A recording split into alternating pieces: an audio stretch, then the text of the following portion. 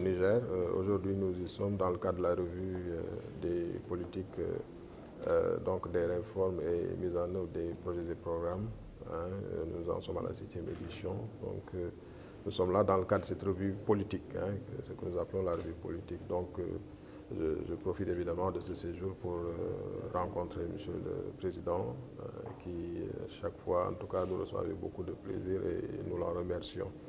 Donc, c'était l'occasion de lui rendre compte assez rapidement de ce dont nous avons discuté ce matin avec le gouvernement dans le cadre de cette revue qui montre un peu les performances du Niger et les efforts qui sont faits pour faire avancer l'intégration sous-régionale. Évidemment, c'était une occasion pour moi aussi de remercier à nouveau le président Bazoum pour tout son accompagnement, son soutien à la commission de l'UEMOA. Donc nous avons profité de cette occasion pour lui rendre compte de ce que nous avons fait depuis notre arrivée à la tête de la commission, lui rendre compte de la marche de cette commission, de ses objectifs pour les années à venir et de façon plus précise. Donc par rapport à cela, il nous a marqué son soutien,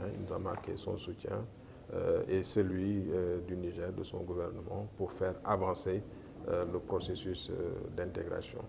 Et comme vous pouvez le deviner, c'est une audience aussi qui est pour nous, en tout cas pour lui également, l'occasion de passer en revue un peu la situation économique, sociale, politique au niveau de la sous-région. Et nous avons été très sensibles à son analyse très pertinente de ce contexte-là.